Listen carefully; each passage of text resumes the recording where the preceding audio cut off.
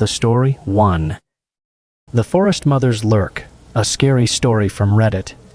Subscribe to Scary Stories Vault for great videos to relax, study, or just enjoy.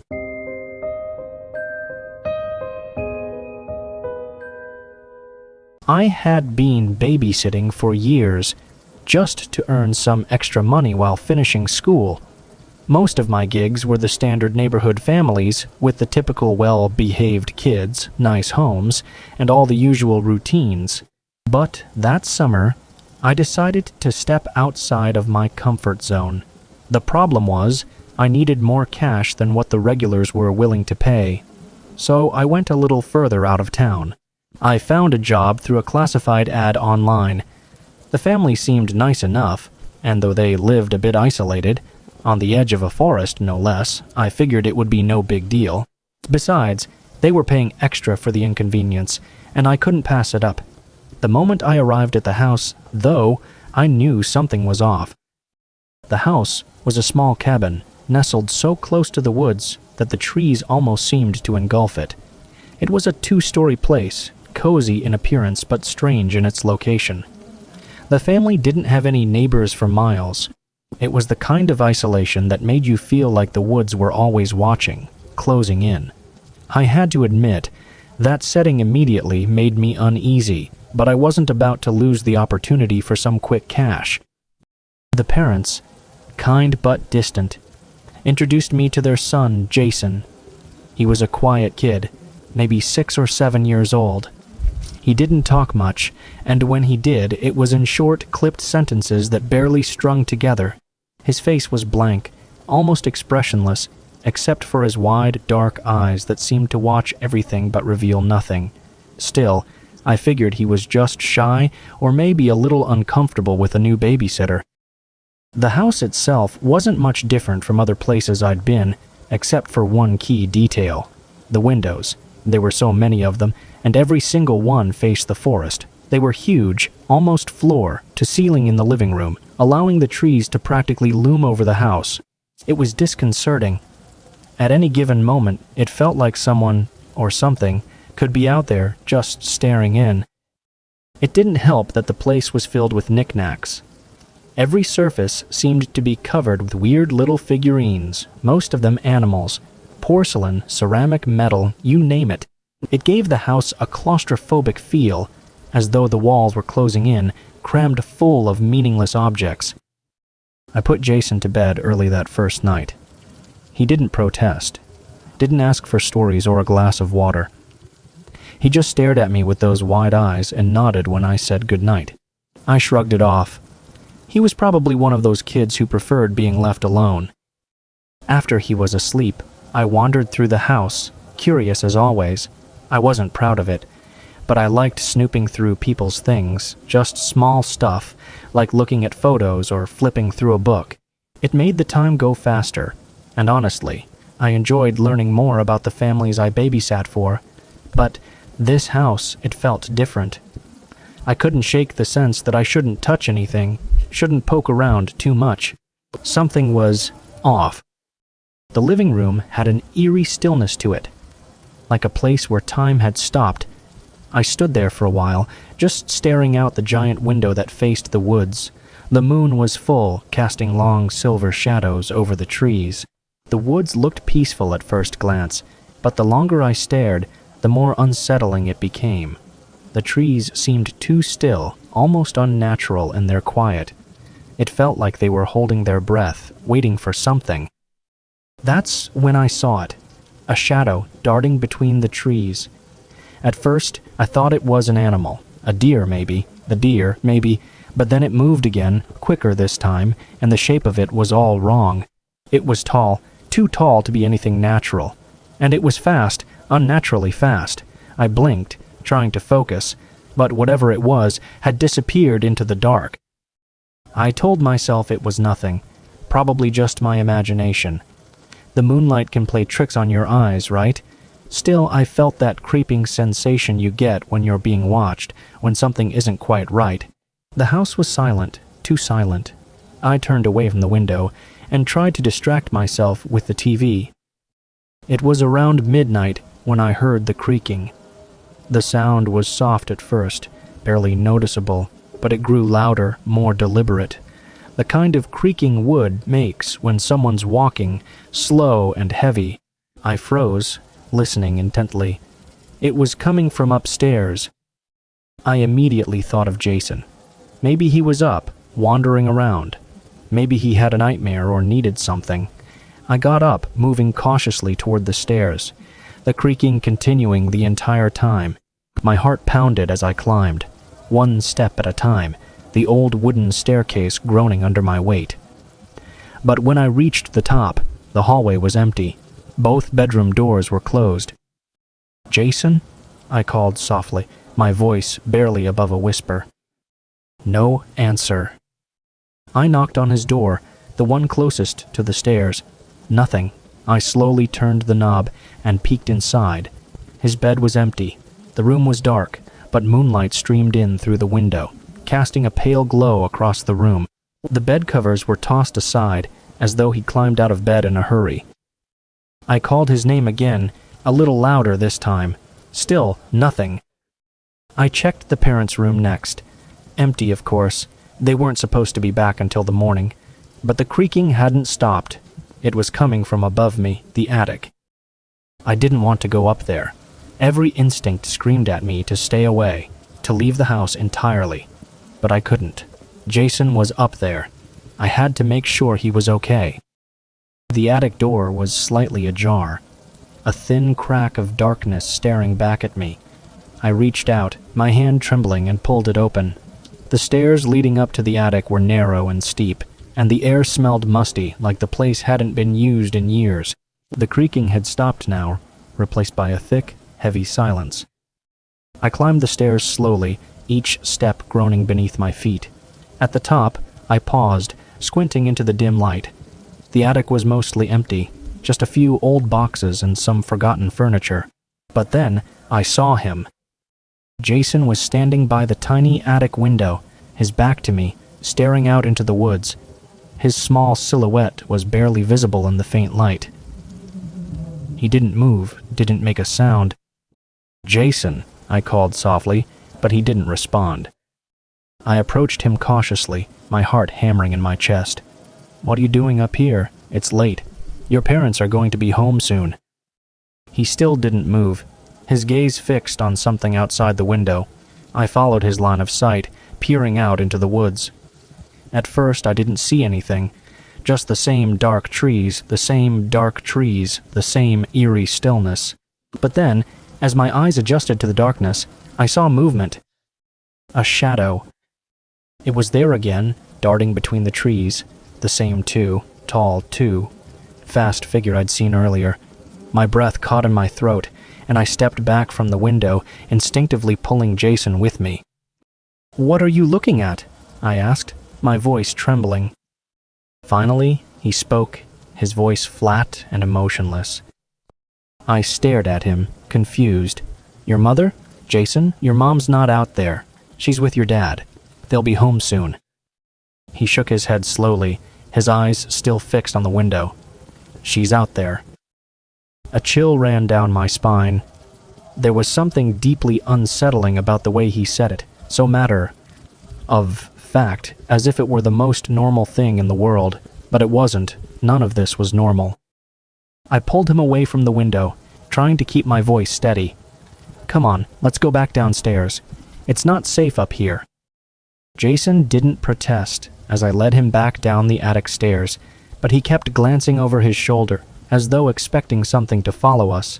The house felt colder now, the air heavy with an oppressive stillness. I tried to shake the feeling that we were being watched, but it clung to me, thick and suffocating. I put Jason back to bed, tucking him in tightly and sitting by his side for a few minutes to make sure he stayed put. He didn't say another word, just lay there with his eyes wide open, staring at the ceiling. Eventually, I left the room, closing the door behind me as quietly as I could. But I couldn't sleep. Not after what I'd seen. That shadow in the woods, the way Jason had spoken about his mother lurking out there. It was all too strange, too disturbing. I sat on the couch in the living room, the TV on low, but I wasn't really watching. I kept glancing at the big window, half expecting to see that shadow again, half expecting to see something staring back at me. Hours passed, and the house remained eerily quiet. The clock on the wall ticked loudly in the silence, marking the passing of time. I kept telling myself that I was overreacting, that it was just my imagination playing tricks on me, but deep down I knew something was wrong. And then, around 3 a.m., I heard it, the creaking. This time, it was coming from downstairs. I froze, my heart pounding in my chest. The sound was faint at first, barely audible over the hum of the TV, but it grew louder, closer. I stood up slowly, my legs trembling, and listened. It was coming from the parents' bedroom. I tiptoed down the hallway, my breath shallow and my hands shaking. The door to the parents' room was slightly ajar, just like the attic door had been. I pushed it open, peering inside. And there, standing by the foot of the bed, was something that made my blood run cold. It was tall, taller than any person should be. Its limbs long and twisted, like branches of a dead tree. Its skin was pale, almost translucent, stretched tightly over its skeletal frame. It had no eyes, just hollow, dark sockets where they should have been, and its mouth, it was wide, impossibly wide, stretching across its gaunt face in a grotesque gaping grin. It was counting. One by one, its long, bony fingers extended, as though it were counting something invisible in the air.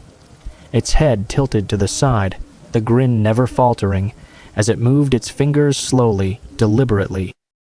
I wanted to scream, to run, but I was frozen in place, my body refusing to move.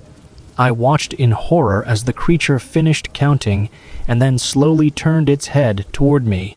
Those empty sockets locked onto mine, and for a moment I thought I saw something moving in the darkness where its eyes should have been.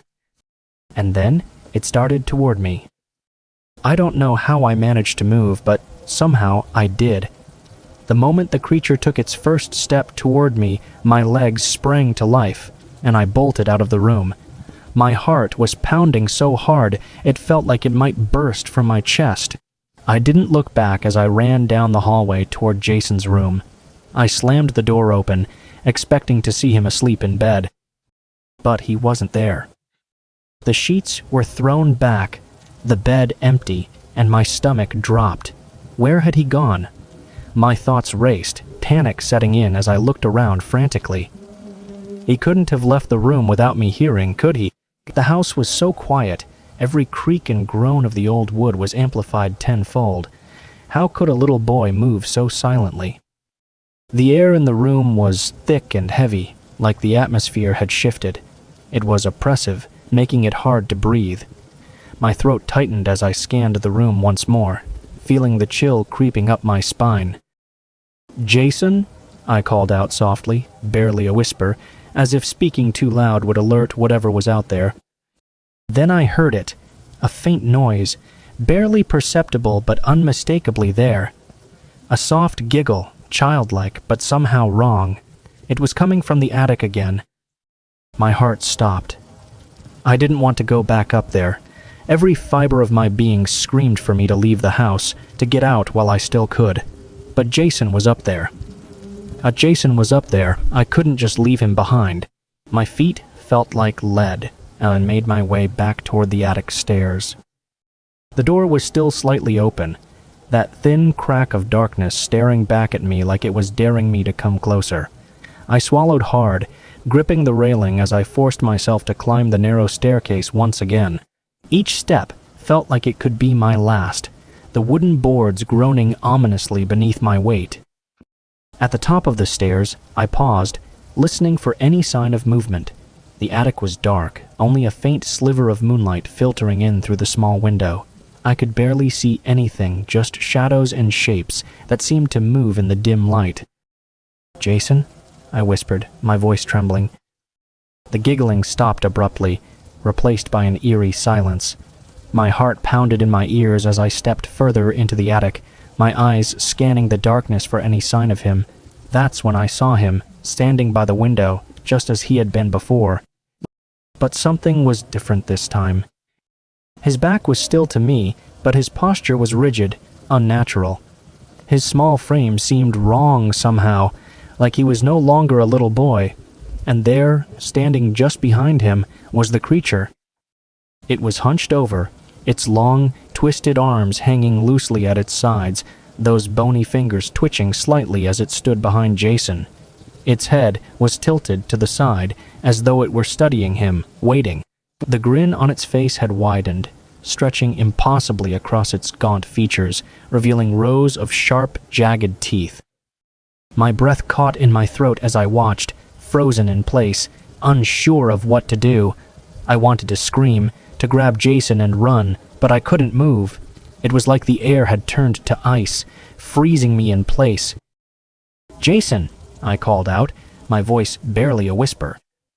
He didn't turn around, didn't acknowledge me at all. He just stood there, staring out the window, his small body unnaturally still.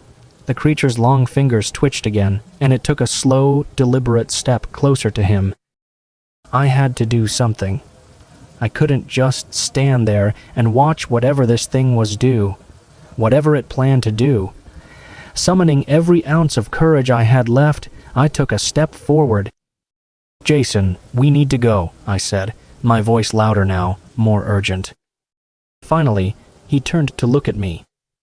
But it wasn't Jason. His face. It was Jason's face, but distorted. His skin was pale, almost gray, and his eyes, those wide, dark eyes, were hollow, empty. His lips stretched into a smile that mirrored the creature's, a grotesque grin that sent chills down my spine. "Mom's waiting," he said, his voice flat and emotionless. My blood turned to ice. Mom. He had said it again, but his mother wasn't out there in the woods. She couldn't be. The creature behind him took another step forward, its long fingers now reaching out toward Jason. It moved with an unnatural grace, almost like it was floating, its hollow eyes fixed on me as it closed the distance. I backed away, my heart racing, my breath coming in short, ragged gasps. I couldn't stay here. I had to get out. But as I turned to leave, something cold and bony wrapped around my ankle. I screamed. The creature's grip was impossibly strong, its fingers cold and sharp as they dug into my skin. I tried to pull away, but it wouldn't let go. My body was shaking, fear coursing through me like ice in my veins. I kicked out wildly, my foot connecting with something solid, and the grip loosened just enough for me to break free. I didn't look back as I ran down the stairs, my heart pounding in my chest. I had to get out of the house, had to get out of the house, had to get as far away as possible, but as I reached the bottom of the stairs, I froze. Standing in the doorway was Jason's mother. At least, I thought it was her. She stood there, blocking the exit, her face twisted into a smile that was far too wide, far too unnatural. Her eyes were dark, hollow, just like Jason's. She didn't move, just stood there, staring at me with that grotesque grin. "You shouldn't have come here," she said, her voice low and guttural. I backed away, my legs trembling, unsure of what to do. The only exit was blocked, and I could feel the creature behind me, its cold presence creeping closer. My mind raced, trying to find a way out, but there was none. I was trapped. The mother, if that's what she was, took a step forward, her grin widening even further. Her eyes gleamed in the darkness, and I could see something moving behind them, something that wasn't human. "Mom's been waiting," Jason's voice echoed from the top of the stairs. I turned to see him standing there, his face twisted into that same unnatural smile, his eyes dark and empty. The creature loomed behind him, its long arms reaching out, ready to grab hold of me again. I was out of options. I had nowhere to run, nowhere to hide. And then everything went black. I woke up in a hospital bed, my body aching, my head spinning. The bright lights overhead felt harsh, and it took me a moment to remember where I was. A nurse stood by my bedside, her face kind but serious.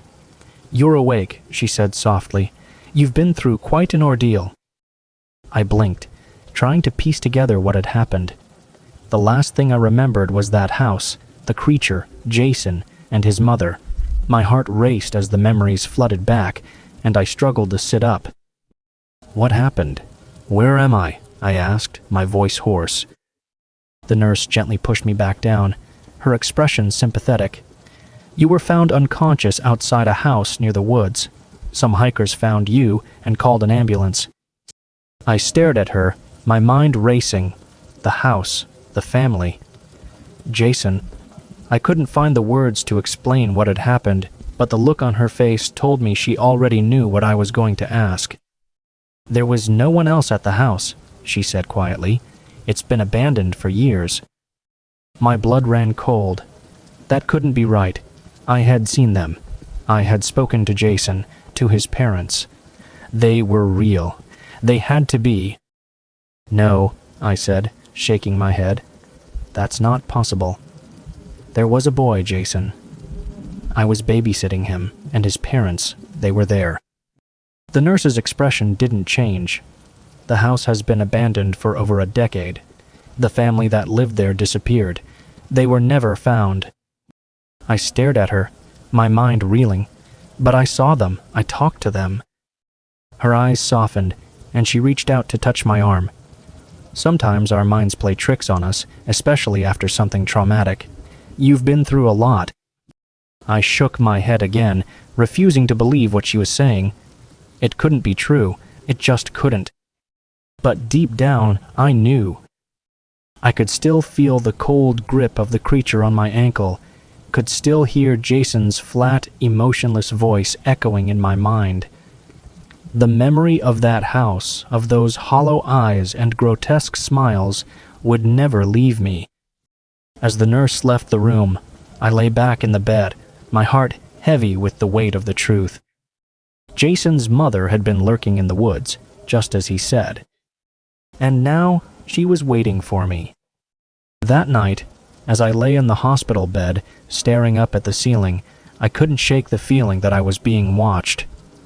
I told myself it was just the trauma, just my imagination playing tricks on me. But then I saw it. In the reflection of the window, I saw a shadow, a figure standing just outside, too tall, too thin, its hollow eyes fixed on me. The grin on its face was wide, too wide, stretching impossibly across its gaunt features. I blinked, and it was gone. But I knew it wasn't over. It was still out there, lurking, waiting. And one day, it would come for me. The end.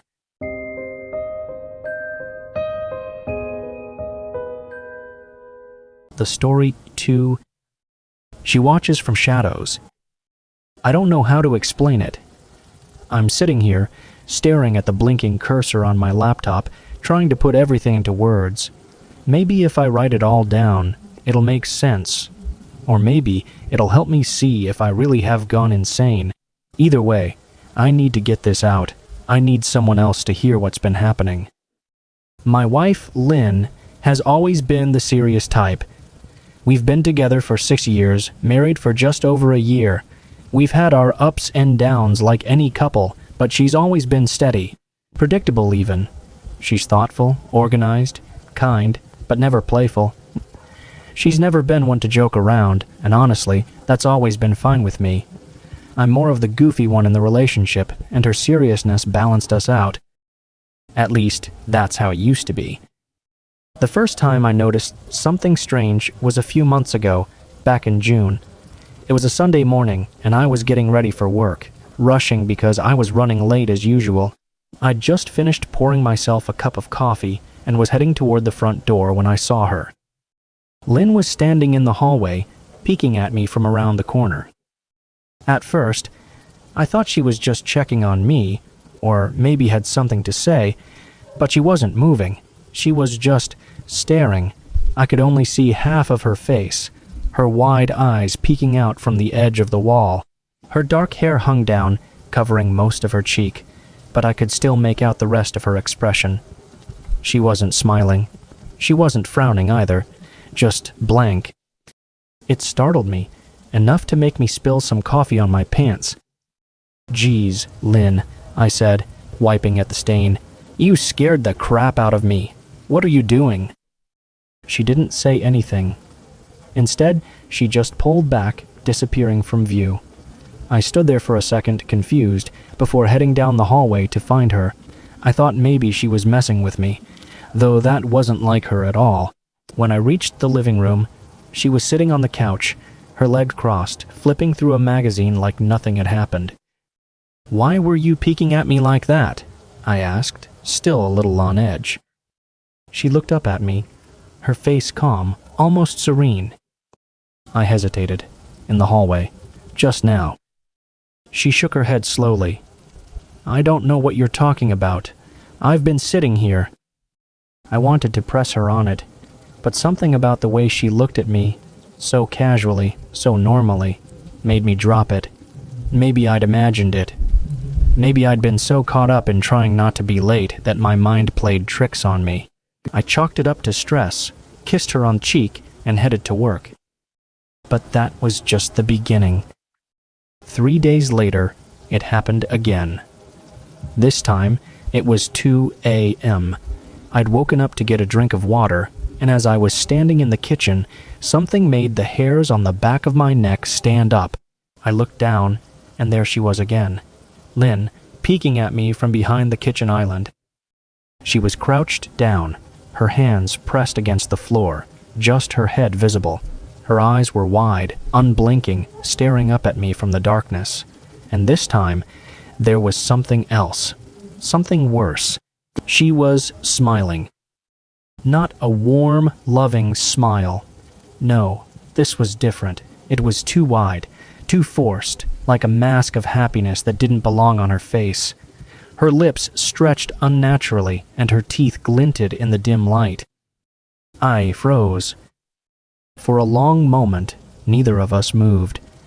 I was too shocked to say anything, too scared to even breathe. Then, as quickly as she had appeared, she scuttled away on all fours, disappearing into the darkness. I stood there for what felt like an eternity, staring at the spot where she had just been. My heart was pounding in my chest, and I could feel sweat beading on my forehead. I wanted to scream, to call out to her, but I couldn't find my voice. When I finally gathered the courage to move, I crept down the hallway, checking the bedroom. She was there, lying in bed, her back to me, breathing softly. I watched her for a long time, half expecting her to jump up, to leap at me, but she didn't. She was asleep, or at least she looked like she was. The next morning, I asked her about it. "What were you doing last night?" I asked, trying to keep my tone casual. She frowned at me over her cup of coffee. "Sleeping? What do you mean?" I stared at her, searching for any sign of something, but her face was calm, her expression innocent. "You were in the kitchen," I said slowly. "You were crawling." She blinked, and then she laughed. She laughed so hard she nearly spilled her coffee, and for a moment I wondered if I was the one losing it. Maybe I had imagined the whole thing. Maybe I was dreaming. But the memory was so vivid, so clear in my mind. Hadn't it? I didn't bring it up again after that. What was the point? If she was messing with me, she wouldn't admit it. And if she wasn't, well, I didn't want to think about what that meant. But things didn't get better. They got worse. It started happening more frequently. I would catch her peeking at me from behind doors, from around corners. Sometimes I'd find her standing at the foot of the bed in the middle of the night, just staring at me with that same blank expression. Other times, she'd be in the hallway, her face partially hidden behind the wall, just watching. At first, I tried to laugh it off, to tell myself it was just her way of being playful. Maybe she was trying to loosen up, to have some fun with me. But the more it happened, the less it felt like a joke. There was something wrong with her. I could feel it in my bones. It wasn't just the peeking either. It was the way she moved, the way she looked at me. Her eyes never seemed to blink anymore, and her smile, it was too wide, too stiff. Her body was stiff too, like she was stiff too, like she was forcing herself into unnatural positions. I tried to convince myself that it was nothing, that I was overreacting. But every time I caught her, every time I saw that blank expression staring back at me, my stomach would twist in knots. I knew something was wrong. I just didn't know what. The breaking point came 2 weeks ago. I was in the shower, letting the hot water wash over me, trying to clear my head. It had been a long day, and I was tired, both physically and mentally. I closed my eyes, leaning against the wall, letting the steam fill the bathroom. And then I felt it. That feeling you get when someone's watching you. That cold, creeping sensation that crawls up your spine and makes the hair on the back of your neck stand on end. I opened my eyes slowly, turning toward the shower curtain. Lynn was there. Her face was peeking out from behind the curtain, her eyes wide, her smile stretched impossibly wide. Her hair was hanging down, dripping wet, even though she hadn't been in the shower. Her mouth was open, just enough to show her teeth. She didn't move. She didn't say anything. She just stood there, staring at me. I screamed. I don't know what came over me. Maybe it was the shock. Maybe it was the fear, but I screamed. I screamed so loud that I startled myself, and for a moment I thought I saw her smile falter, but it didn't. It only grew wider. She didn't run this time. She didn't scuttle away like she had before. Instead, she just stood there, her head cocked to the side, her eyes locked onto mine. I jumped out of the shower, slipping on the wet floor, and scrambled for the bathroom door. My heart was pounding in my chest, and my mind was racing. I could still feel her eyes on me, still hear her eyes on me, still hear the soft sound of her breathing behind me. When I finally made it out of the bathroom, I slammed the door shut, my hands shaking. I leaned against the wall, gasping for air, trying to make sense of what had just happened. What was wrong with her? Why was she doing this? I didn't sleep that night. I couldn't. Every time I closed my eyes, I saw her face, that twisted, grotesque smile, staring back at me from the darkness. The next morning, she acted like nothing had happened. She smiled at me over breakfast, kissed me on the cheek, and asked if I wanted to watch a movie later. Her voice was calm, her face normal, but I could feel the tension between us, the unspoken horror lurking just beneath the surface. I didn't know what to do. I didn't know who to talk to. I couldn't exactly go to the police and tell them my wife was acting strange, that she was peeking at me from behind doors and grinning like a maniac. They'd think I was crazy. And maybe I was. But then, a few days ago, I found something that changed everything. It was late, maybe around midnight. I hadn't been able to sleep again, so I was lying in bed, staring up at the ceiling, listening to the sound of Lynn's breathing next to me. She was lying on her side, facing away from me, her body still. Too still. I don't know what made me do it, but I got up. I slipped out of bed quietly, careful not to wake her, and headed toward the closet. Something had been nagging at me for days. Something had been nagging at me for days. Something about the way she was acting, the way she moved. I needed answers. I opened the closet door slowly, the hinges creaking softly in the silence. At first, everything looked normal. Clothes hanging neatly on the hangers, shoes lined up on the floor. And then I saw it. In the back of the closet, tucked behind a row of shoes, was a small wooden box.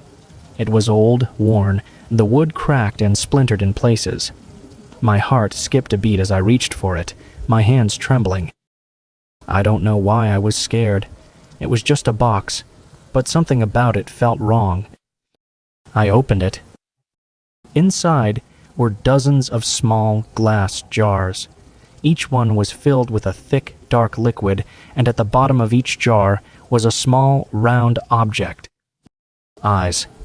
Eyes. Animal eyes. Cat eyes, bird eyes, maybe even some that looked human. I stumbled back, my heart racing, my stomach churning with nausea. My mind was spinning, trying to make sense of what I was seeing. Why did she have these? Why was she collecting them? I slammed the box shut and shoved it back into the closet, my hands shaking. I had to get out of there. I had to get out of there. I had to leave, but before I could even make it to the door, I heard her voice. "Are you looking for something?" I froze. Lynn was standing in the doorway, her head tilted to the side, her wide eyes locked onto mine. Her smile was back, that same twisted, grotesque grin that I had come to dread. My heart pounded in my chest as I took a step back, my mind racing for a way out. "What are you doing?" I asked, my voice trembling. Her smile widened. "I've been watching you." My stomach dropped. I backed away, my hands searching for something, anything, that I could use to defend myself. My fingers brushed against the edge of a picture frame, and without thinking, I grabbed it, holding it in front of me like a shield. "Stay back," I warned, my voice shaking. But she didn't move. She just stood there, her head cocked to the side, her eyes locked onto mine. And then she reached out, her fingers curling into the air as if she were grasping for something invisible. "I've been waiting," she said softly, her voice barely above a whisper. I don't know what happened next. Everything was a blur. Everything after that moment happened in flashes. My mind felt like it was being stretched and pulled in a million directions, barely able to grasp what was unfolding in front of me. Lynn stood in the doorway, her smile never faltering. Her hand was still outstretched, but she wasn't reaching for me anymore. Her fingers danced through the air as if she was pulling invisible strings, her eyes wide and unblinking. I could see it now. There was something profoundly wrong with her. This wasn't just some twisted prank or joke. Something had taken hold of her. My hand tightened around the picture frame, but my legs felt frozen to the ground. I couldn't move. I couldn't move. I couldn't run. All I could do was watch as her body jerked and twitched, her grin stretching wider and wider until it looked as if her face might tear in half. And then she spoke again, her voice low and guttural, barely recognizable as my wife's. "I've been waiting for you to see." My heart felt like it was going to explode. The fear inside me surged like a tidal wave, but I couldn't break free from her gaze. What did she mean? See what? I wanted to scream at her, to demand answers, but the words caught in my throat. My body was rigid with terror. I took a slow step backward, trying to edge toward the bedroom door, but my movement seemed to set something off in her. Without warning, Lynn lunged at me. Her body didn't move like a person's body should. It was unnatural, almost insect, like the way her limbs bent and twisted as she closed the distance between us in an instant. I barely had time to react before she was on me, her hands grabbing at my wrists, her nails digging into my skin. I swung the picture frame wildly, but she didn't flinch. Her strength was overwhelming, far beyond anything I thought she was capable of. I stumbled back into the wall, her weight pressing down on me as her face came inches from mine. Her breath was cold. I could feel it against my cheek, and the smell, it was wrong. It was wrong, like something decaying, something long dead. "Lynn, stop!" I screamed, finally finding my voice. But the thing that looked like my wife just smiled wider, her teeth gleaming in the dim light. "Lynn isn't here anymore," she whispered, her voice crackling with a sinister edge. I thrashed against her, trying to shove her off, but she was too strong. Her hands tightened around my wrists, and I could feel her nails breaking the skin, warm blood dripping down my arms. Panic surged through me, and I swung the picture frame again, this time connecting with the side of her head. She let out a low growl, stumbling back for just a moment, and in that instant, I broke free. I didn't wait. I bolted out of the bedroom, slamming the door behind me as I ran down the hallway. My mind was racing, my chest heaving with every breath. I had to get out. I had to leave the house. But as I reached the top of the stairs, I stopped dead in my tracks. The front door was wide open, and standing in the doorway, just outside the house, was a figure. It was tall, too tall, with long, gangly limbs that seemed to stretch impossibly far. Its skin was pale, almost translucent in the moonlight, and its face was hollow, a blank, expressionless void, but the worst part was its eyes. They were Lynn's eyes. I stumbled back, my heart slamming against my ribcage as I tried to make sense of what I was seeing. The figure didn't move. It just stood there staring at me with those hollow, lifeless eyes that somehow still resembled my wife's. "What? What are you?" I whispered, my voice trembling. The figure tilted its head slowly, almost curiously, and then it took a step forward. I turned and ran. I didn't care where I was going. I just needed to get away. I tore through the hallway, my feet barely touching the ground as I made my way toward the kitchen. I could hear the sound of footsteps behind me, slow and deliberate, but I didn't dare look back. I reached the kitchen, fumbling with the back door lock, my hands slick with sweat. The footsteps were getting closer now, heavier, echoing through the house. My fingers finally found the latch, and I yanked the door open, stumbling out into the night air. I didn't stop running. I sprinted across the backyard, the cold grass slick under my bare feet. My heart was pounding in my ears, drowning out everything else as I ran blindly into the woods that bordered our property. I didn't know where I was going, but I didn't care. All I knew was that I had to keep running. Branches scratched at my skin, tearing at my clothes as I pushed deeper into the woods. The moonlight barely filtered through the thick canopy of trees, casting everything in an eerie, silvery glow. But I didn't slow down. I couldn't. I could still hear the footsteps. They were faster now, closer, and I knew that whatever was chasing me, whatever had taken Lynn, wasn't far behind. My lungs burned, my legs ached, but I didn't stop. I couldn't stop. Not until I reached the edge of the woods, where the trees gave way to a small clearing. I collapsed to the ground, gasping for breath, my body trembling with exhaustion. For a moment, there was silence. The only sound was the pounding of my own heartbeat in my ears. And then I heard it. A soft giggle. Childlike. Innocent. I looked up, my breath catching in my throat. Lynn was standing at the edge of clearing. Her body was twisted, contorted in ways that no human body should be able to move. Her limbs hung at odd angles, her head cocked to the side, and her smile, that same twisted, grotesque smile, stretched across her face. Her eyes were wide, unblinking, as she watched me. "Ben," she whispered, her voice soft, almost song. I tried to speak, but no words came out. My throat was dry, my body paralyzed with fear. I wanted to get up, to keep running, but my legs wouldn't move. She took a step closer, her body jerking unnaturally with each movement. The giggle escaped her lips again, louder this time, echoing through the clearing. "I've been waiting for you," she said, her voice growing louder, more distorted. "I've been waiting for so long."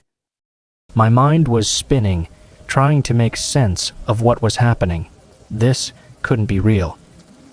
It couldn't be her. But as she took another step closer, I knew. Whatever this thing was, it had taken her. Lynn was gone. I scrambled to my feet, backing away from her, my heart racing. "What do you want?" I managed to choke out, my voice trembling. Her smile widened, and she tilted her head again, her eye gleaming in the moonlight. "I want you to stay," she whispered, "with me." Before I could respond, she lunged at me. I stumbled back, barely dodging her outstretched hands as she barreled toward me with unnatural speed. Her fingers grazed my arm, and I could feel the coldness of her touch, the iciness of something inhuman. I turned and ran again, my body moving purely on instinct as I tore through the trees, branches whipping against my skin. I didn't know where I was going. I didn't know if I could outrun her. But I had to try. I had to keep going. The footsteps were right behind me. So close I could hear the soft, uneven breathing that wasn't entirely human. My vision blurred as I sprinted through the darkness, my lungs screaming for air. And then, just as suddenly as it had started, the footsteps stopped. I slowed down, my chest heaving as I came to a stop in the middle of the woods. The silence was deafening. My heart pounded in my ears, but there was nothing else. No footsteps, no laughter, no sound. For a moment, I thought I had lost her. But then I felt it, that same cold breath on the back of my neck. I turned around slowly, my body trembling.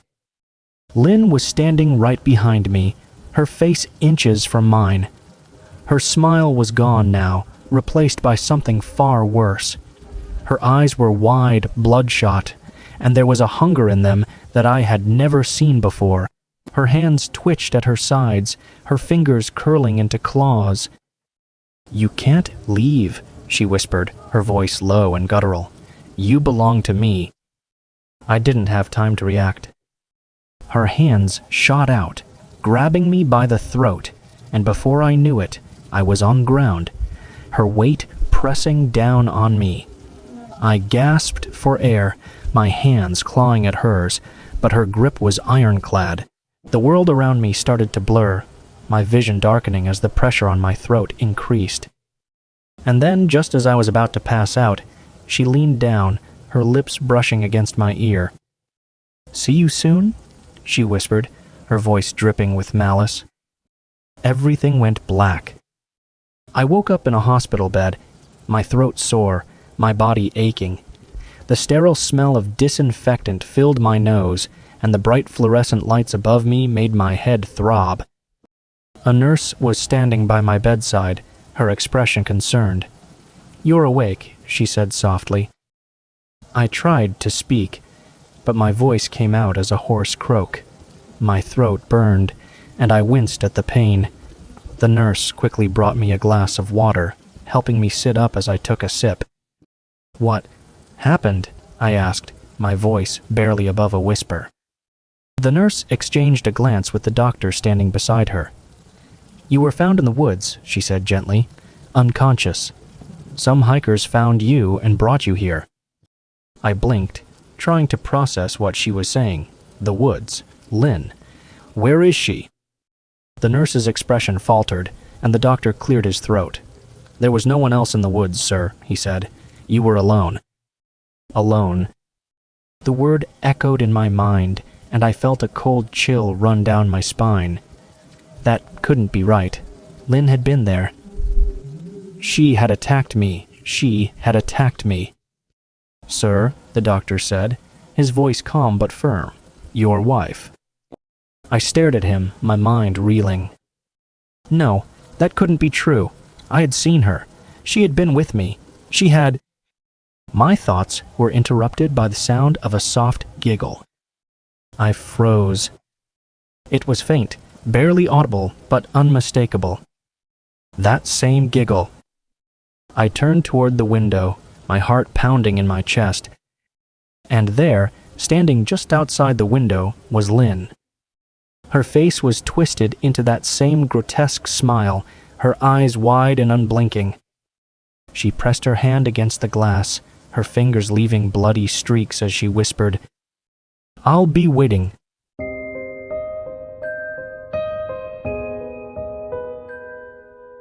It's hard for me to tell this story, mainly because I don't fully understand what happened.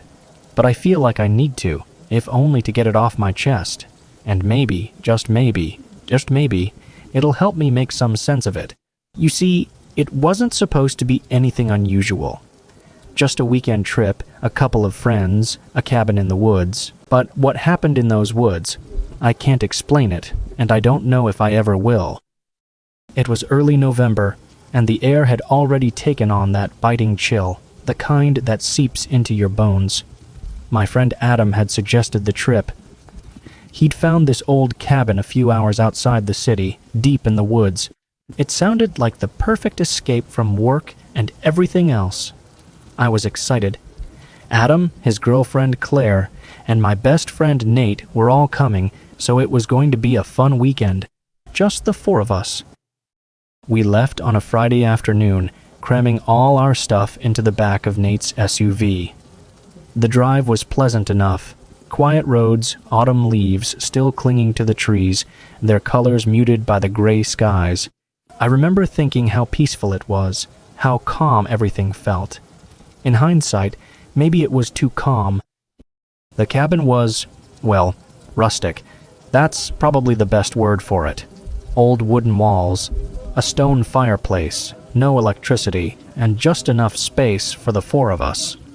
But it was cozy in a way, and we didn't mind. It felt like a nice change from the usual city noise. There was no cell reception, which honestly felt like a blessing at the time. Just a couple of days with no distractions. The first evening passed without incident. We lit a fire, opened a few beers, and sat around talking, laughing and catching up. Adam told some dumb jokes. Claire tried to teach us a card game none of us could figure out, and Nate got way too competitive about chopping firewood. It was one of those perfect, easy nights where everything feels right. But the next day, things started to shift. Subtle at first, almost unnoticeable. We decided to go for a hike, taking one of the trails that looped through the woods around the cabin. The forest was beautiful, dense with towering pines and patches of fog clinging to the ground. The silence was palpable, though almost too quiet, like the woods were holding their breath. As we walked, I started to notice things. Little things. The trees seemed wrong, not in any obvious way, but I kept catching glimpses of their branches twisting in strange directions, almost as if they were moving. But whenever I turned to look, they were still. I brushed it off as my imagination, or maybe the remnants of a hangover from the night before. We'd been walking for about an hour when we found it. A clearing, not too far from the trail. At first, I thought it was just a break in the trees, but as we stepped closer, I realized something was off. The grass in the clearing was dead, completely devoid of color, and the air smelled strange, like something had rotted there long ago, but there were no signs of animals or decay, just that unsettling smell. "What the hell is that?" Claire asked, her voice breaking the silence. Adam shrugged. "Maybe lightning struck here or something. It happens." Nate didn't say anything. He just stood there staring at the clearing like he was trying to solve a puzzle that didn't quite make sense. I could see the unease in his eyes, though. I felt it too. "Let's head back," I said, trying to sound casual, but I couldn't shake the feeling that we shouldn't be there. We turned around, heading back toward the cabin, but the mood had shifted. The light was dimmer now, the sun hidden behind a thick blanket of clouds, and the quiet. It was different. It wasn't the peaceful silence we'd noticed before.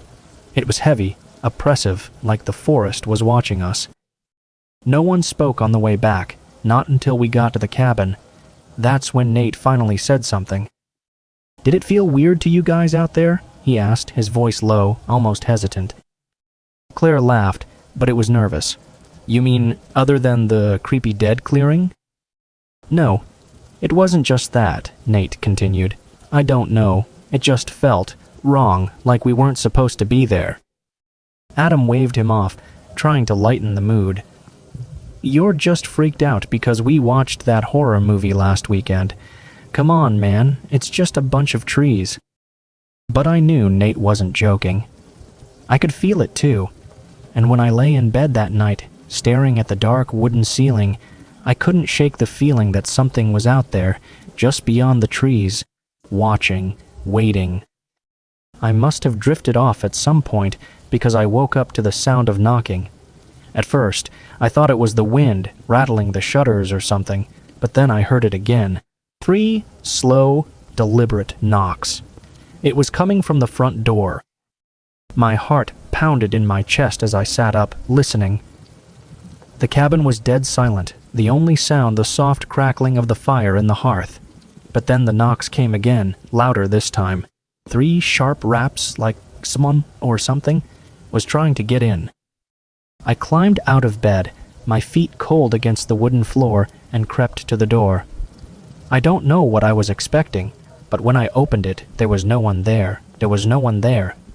Just the dark woods, the wind rustling the trees, and the faint smell of smoke in the air. But the fire was out. I stood there for a minute, staring into the darkness before quietly shutting the door and locking it. I told myself it was just the wind, that I was being paranoid. But as I climbed back into bed, I couldn't shake the feeling that something was wrong. The next day, everyone was acting strange. Claire was quieter than usual, constantly glancing out the window as if expecting to see something. Nate looked exhausted, like he hadn't slept at all. Adam was trying to be upbeat, but I could tell he was uneasy too. No one mentioned the knocking, and I didn't bring it up.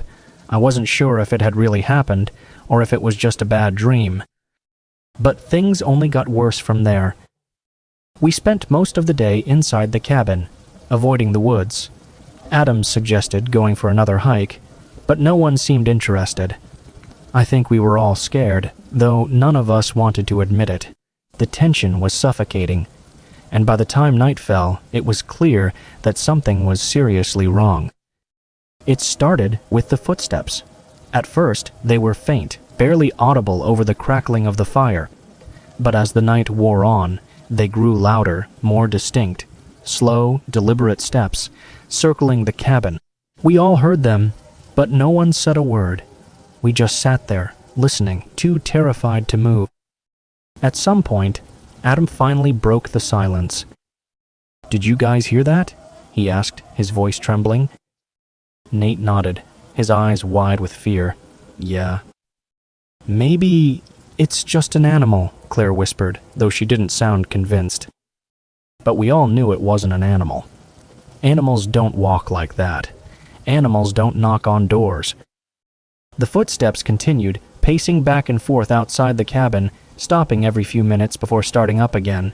It felt like whoever, or whatever, was out there was waiting for something, watching us, toying with us. By midnight, the footsteps stopped, and for a moment I thought it was over. But then we heard the whispering. It started softly, barely a whisper at all, like the wind brushing against the windows. But it grew louder, more insistent, until it was clear that someone was whispering just outside the door. "Let us in," the voice said. "Let us in." I felt my blood turn to ice. The voice was low, raspy, like it hadn't been used in years. And it wasn't just one voice, it was many, all speaking in unison, overlapping, echoing through the cabin. "Let us in." We were frozen. No one moved, no one spoke. We just sat there, staring at the door, listening to the voices. They kept repeating the same phrase over and over, like a chant, like a demand. "Let us in." I don't know how long we sat there, but eventually the voices stopped. The silence that followed was worse. It was thick, suffocating, like the air had been sucked out of the room. None of us dared to move, too afraid that the slightest sound would bring the voices back. When morning finally came, we packed our things in silence. No one said a word about what had happened. We didn't need to. We all knew something was out there, something that wasn't going to leave us alone. As we drove away from the cabin, I glanced back at the woods one last time. For a brief moment, I thought I saw something, someone, standing at the edge of the trees, watching us, but when I blinked, they were gone. It's been years since that weekend, but I still think about it all the time. I've tried to rationalize it, tried to convince myself that it was just my imagination, that we were all just freaked out by the isolation and the dark. But deep down, I know the truth. Something was in those woods. Something that wanted to get in, and I thank God every day that we didn't let it. But sometimes, late at night, I hear those footsteps again. Slow, deliberate, circling my house. And then the whispering. "Let us in." I never opened the door.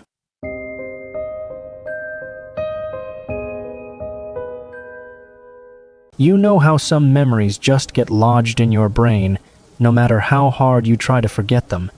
That's what happened to me. This one weekend, one decision, changed everything for me, and I still can't make sense of it. I've tried, believe me. But when something defies logic, it's like a splinter in your mind that you can't pull out. And I guess I need to talk about it. Maybe this will help. It started in the middle of summer, just after my 30th birthday. A few friends and I decided to rent a house out by the lake for a long weekend. We were all overworked, burned out, and just wanted a few days to relax. No stress, no city noise, just some beers, a barbecue, and the quiet of nature. There were 4 of us. Me, my friend Mike, his girlfriend Sarah, and my best friend Julia. We'd known each other for years, and it had been a while since we had all gotten together like this. It sounded perfect, especially since the house we found was nestled in this picturesque little spot in the Adirondacks. The photos made it look almost too good to be true. Big porch, huge windows overlooking the lake, and a dock where we could swim.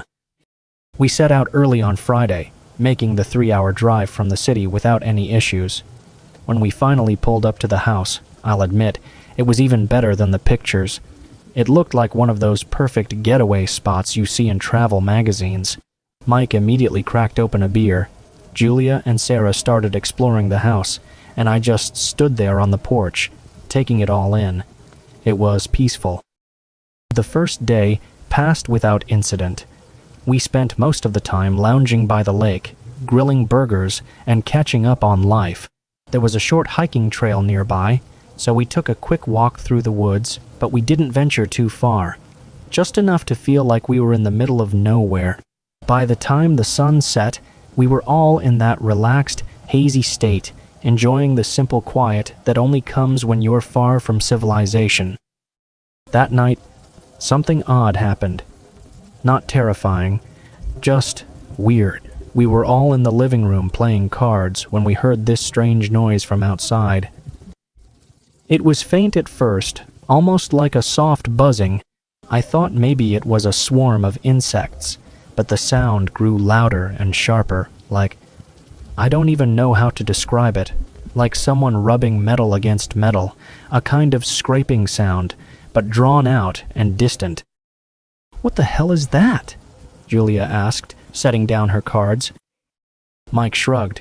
Probably just some animal, maybe deer rubbing their antlers on the trees or something. But it didn't sound like any animal I'd ever heard. It was, too, mechanical. We all went to the windows to check, but the thick trees blocked most of the view. The sound stopped after a few minutes, and we tried to brush it off, laughing awkwardly before going back to the game. But I could tell everyone felt a little uneasy. That night, as I lay in bed, I couldn't shake the feeling that something was off. The house was quiet now, too quiet. The kind of silence that presses down on you, like the world is holding its breath. I kept telling myself I was just overthinking it, that we were in the woods, and weird noises were part of the deal, but the silence, it was unnatural. The next day, the tension between us had eased. Mike made us all pancakes, and we spent the morning on the dock, swimming and sunbathing. It was the kind of day that melts away any worries you have. The weather was perfect, the lake was calm, and by the time the afternoon rolled around, the weird noise from the night before was a distant memory. That evening, we decided to build a fire by the lake.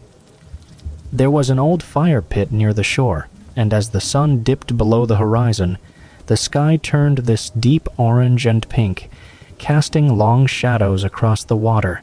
It was peaceful again, too peaceful. I don't remember who noticed it first, but at some point, the conversation stopped, and we all became aware of something strange. The woods were silent again, no insects, no wind rustling through the trees, no sound of birds. It was like someone had flipped a switch, and all the life around us had just paused. "Does anyone else hear that?" Sarah asked, her voice barely above a whisper. We all strained to listen, but the only sound was the crackling of the fire. That's when I heard it again, the scraping. The scraping, the same sound from the night before, but this time it was louder. Closer, closer. Okay, that's freaky, Julia said, sitting up straighter. Mike tossed another log on the fire, trying to play it cool. It's probably just a branch rubbing against another tree or something. Relax. But none of us were relaxed. The sound grew louder, and then we saw it. At the edge of the trees, just beyond the firelight, a figure stood motionless. It was too far to make out any details, but it was there, just standing, watching. "What the hell?" I whispered. For a long moment, none of us moved. We just stared at the figure, waiting for it to do something, anything. But it didn't. It just stood there, a dark silhouette against the trees. "Hey!" Mike shouted, standing up. "Who's there?" No answer. I felt a chill run down my spine. This wasn't normal. This wasn't someone playing a prank or a random hiker, whoever, or a random hiker. Whatever or whatever this was, it didn't feel right. "We need to go inside," Sarah said, her voice shaking. None of us argued. We quickly gathered our things and headed back to the house, locking the door behind us. I remember feeling ridiculous, like we were overreacting, but there was something about the way that figure just stood there that made my skin crawl. That night, none of us slept well. Every creak of the house made my heart race, and I kept picturing that figure at the edge of the trees, just standing there, waiting. The next morning, we tried to laugh it off. Maybe it had been a trick of the light, or maybe it was just a random person passing by. But we all knew something was wrong. The tension was thick, and no one wanted to admit they were scared. We decided to go for a hike to clear our heads. Maybe being out in the daylight would help us shake off the eerie feeling that had settled over us. We took the same trail as before, walking in silence, the only sound the crunch of our footsteps on the dirt path. But the further we went, the more uneasy I felt. The trees seemed different. They were too close together, their branches tangled like they were reaching for us. About an hour into the hike, we found something strange. A small clearing, not much bigger than the size of a living room. In the center was an old, rusted-out metal structure. It looked like the remains of some kind of machine, but it was twisted and broken, like it had been there for years. "What is that?" Julia asked, stepping closer. Mike walked over to it, kicking the dirt around it. "Looks like an old piece of equipment." But there was something unsettling about it. The way it was just sitting there, abandoned, with no sign of who had left it or why. And that's when I noticed it, the marks on the ground. Scratches, deep and jagged, as if something heavy had been dragged through the clearing. That scraping sound. "Let's head back," I said quickly. "This place is creeping me out." No one argued. We turned around and made our way back to the house, but the whole time I couldn't shake the feeling that we were being watched. Every time I glanced over my shoulder, I expected to see that figure again, standing at the edge of the trees, waiting. That night, things escalated. We were all sitting in the living room, trying to act like everything was fine, but the tension was unbearable. The wind had picked up outside, howling through the trees, and the fire in the hearth was flickering wildly. I remember staring at the flames, trying to lose myself in the warmth, when suddenly the lights went out. The room was plunged into darkness, and for a moment no one moved. "What the hell?" Mike muttered, fumbling for his phone. I grabbed mine too, using the flashlight to illuminate the room. Did the power go out? "Must have," Julia said, though her voice sounded uncertain, "but it's not storming." That's when we heard it, the knocking. It was soft at first, barely audible over the wind, but it grew louder, more insistent. It was coming from the front door. "Who the hell is knocking at this hour?" Mike asked, standing up. "Don't open it," I said quickly, my voice more panicked than I intended. Mike paused, looking at me like I'd lost my mind. Why not? But I couldn't explain it. I just had this overwhelming feeling that if we opened that door, something terrible would happen. The knocking continued, and then it stopped. Silence. For a moment, none of us breathed. Then, slowly, the sound returned, this time coming from the windows, a soft tapping like fingernails against the glass. One window, then another, and another, and another, and another, until it was coming from all sides of the house. "What the hell is going on?" Sarah whispered, clutching onto Julia. I felt my heart racing, my palms slick with sweat. This wasn't normal. This wasn't someone playing a prank. Something was out there. And then, just as suddenly it started, the tapping stopped. We waited, listening to the silence, too scared to move. After what felt like hours, the power flickered back on, and the lights filled the room again. But none of us felt any relief. "I think we need to leave," I said quietly.